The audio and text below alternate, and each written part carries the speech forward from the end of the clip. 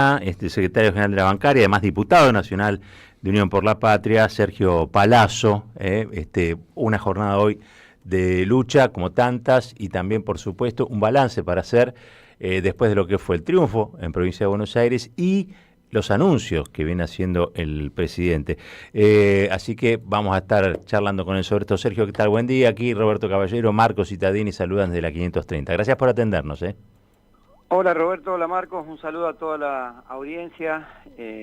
Bueno, en un día especial, hoy día vamos a ver cuántos legisladores nacionales deciden estar con los estudiantes, con los médicos y cuántos deciden no estarlo, ¿no?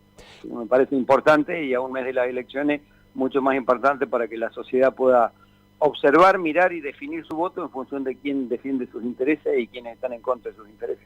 Estaba pensando que también, digo, es una jornada donde se va a ver cuál es el músculo que ha tenido o le queda al gobierno en relación a torcer voluntades, quiero decir, ¿no? Porque giró algunos fondos a algunas provincias, hay que ver cómo se comportan esos diputados, pero también hizo un anuncio el otro día en cadena que a mí me pareció, no sé cómo lo estás viendo vos, pero me pareció que era un anuncio donde decía ciertas cosas y ocultaba otras. El ajuste, por ejemplo. Bueno, en principio no dijo nada nuevo, es decir, fueron 20 minutos de frases hechas, armadas, consabidas y repetidas, ¿no? Esto de lo peor ya pasó, se lo escuchamos decir a Menem, se lo escuchamos decir a De la Rúa, se lo escuchamos decir a Cavallo, se lo escuchamos decir a Macri cada vez que gobernó algún sector conservador en la Argentina. Es decir, es como poner la zanahoria delante, ¿no? Esto ya terminó, vienen años de producción, de empleo, y pasan los años y sabemos que las políticas de ellos no son eso.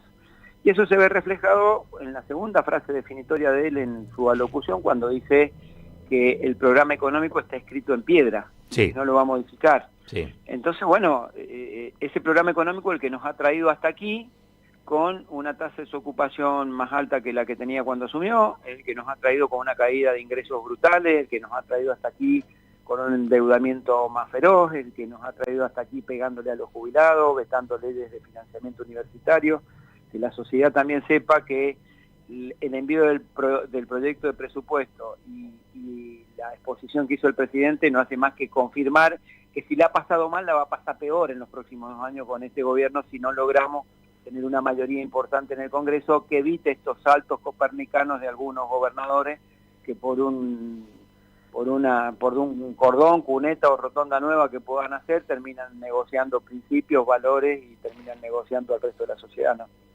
Sergio, obviamente estamos en el medio de una discusión como la de hoy, para intentar rechazar los vetos y también en el comienzo de una campaña electoral. ¿Qué es lo que estás viendo, digo, entre los representados, tanto en tu actividad gremial como en la actividad legislativa? Digo, ¿qué has visto, digo, de la gente? Por supuesto hubo un reflejo el 7 de septiembre en la provincia de Buenos Aires, pero digo, ¿ves que eso es una tendencia que va justamente hacia ir abandonando el apoyo que en 2023 tuvo Milei, digo? Sí, veo eso, veo que la gente hay un momento en donde empieza a cansarse de que el dinero no le alcance, empieza a cansarse de que lo maltrate, empiezan a cansarse de que le mientan, y más aún si hay hechos de corrupción en el medio como por los que está siendo investigado este gobierno, ¿no? Este gobierno lo que le propuso a la sociedad fue un contrato moral de decir que todos eran chorros, delincuentes y casta, y que los únicos puros y que venían a salvar la patria eran ellos. Y de golpe te enterás que te cobran por un tuit, te cobran por una selfie, te cobran por una reunión, te roban la plata de los discapacitados, bueno, podemos seguir, ¿no?, enumerando cuestiones que pasan de hechos de corrupción en el gobierno, y esto vulnera desde la máxima autoridad, que es el presidente de la Nación, para abajo, ese contrato moral que le propuso a la sociedad, ¿no? Por un lado esto. Segundo, obviamente la situación económica ha desmejorado en muchos hogares argentinos por la caída de ingresos, y se siente cada vez más fuerte. Y tercero, la clase media, si querés, asalariada, que pudo haber tenido un buen ingreso, se dio cuenta que también le mintieron cuando le dijeron que no iba a pagar más ganancias y que iban a sostener la ley que nos eximía de pagar ganancias, y lo primero que hizo fue cobrarle a los trabajadores ganancias y dejarle de cobrar a los ricos bienes personales. Todo eso ha producido un desgaste que la sociedad se lo hizo sentir el 7 de septiembre, y creo que se lo hizo sentir, para que quede claro y nadie se confunda, con un gobernador que no solo fue a la defensiva de la gente de ponerle un freno a Milei, sino que también plebiscitó la gestión del gobernador, que fue totalmente distinta a la gestión del presidente de la Nación. Es decir, que votó decididamente un espacio contrario y refractario de las políticas de Milei. Yo calculo que eso se va a hacer sentir y mucho en el proceso electoral del 26 de octubre. ¿Cómo está el sector financiero en el medio de esta crisis empieza a haber, obviamente, gente que no llega a fin de mes, que no puede pagar las tarifas o que no puede pagar ni siquiera la tarjeta de crédito? ¿Cómo están los bancos con el gobierno de Milei? Yo los veo con preocupación a partir de que los indicadores económicos también se reflejan en los sectores financieros. Cuando vos ves crecimiento de los cheques devueltos, crecimiento del volumen de esos cheques devueltos, es decir, también sube la incobrabilidad. Cuando mirás los porcentajes de incobrabilidad también crecieron en los bancos, cuando mirás los balances de los bancos. Y cuando ves que el Banco Central toma medidas que restringen la posibilidad de que los bancos den crédito al establecer, por ejemplo, un 53% de encaje, es decir, de cada 100 pesos que vos recibís podés prestar 47. Y a esos 47 le tenés que poner una tasa de arriba del 80 para terminar equilibrado con los costos. Vos sabés que no vas a dar préstamos a esos niveles de tasa cuando se preanuncia una inflación del 30% promedio entre todo lo que dicen las consultoras para el año. ¿Cómo va a tener una inflación del 30% y va a un préstamo al 100%? Claro. El que te lo toma no te lo va a pagar.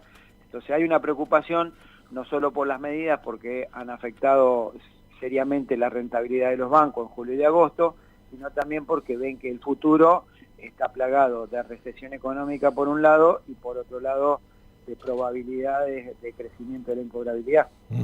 Hay, por supuesto, ya pensando en términos electorales, después de lo que pasó en el 7 de septiembre, una especie de canto de sirena, acá Roberto lo llamaba de esa manera, para intentar romper la unidad del peronismo, digo, por donde lo mires, digo, en los canales de la derecha, hasta en algunos dirigentes políticos, este planteo de que se rompa la unidad que se logró, porque si es Axel, porque si es Cristina, porque es Sergio Massa. Y ¿cómo estás viendo eso, digo, después de lo que costó la unidad, ¿no?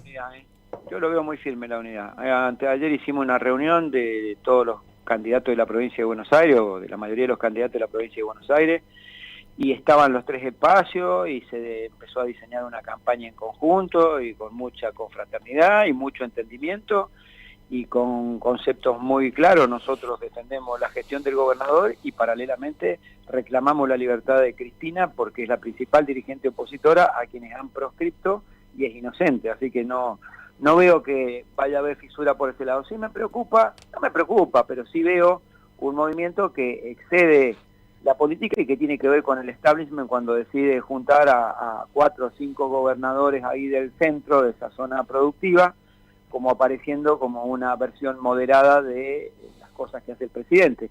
A falta de que les resultara bien el invento libertario, deciden tratar de extraer de partidos populares y de presencias populares una expresión mejorada de lo que es Milei o una expresión, digamos, un poco más seria, ¿no? Claro. Entonces, digo, ahí medio como que aquella definición que alguna vez dio una persona indeseable para los argentinos como Thatcher cuando le preguntaron qué legado le dejaba su relación con los enemigos, y es que le contestó, y es que cada vez se parecen más a nosotros, con lo cual el conservadurismo no se había movido, ¿no? Claro. Brillante definición, más allá del personaje. Sergio, gracias por estos minutos con nosotros. Gracias a ustedes, un abrazo grande. Abrazo grande. Sergio Palazzo.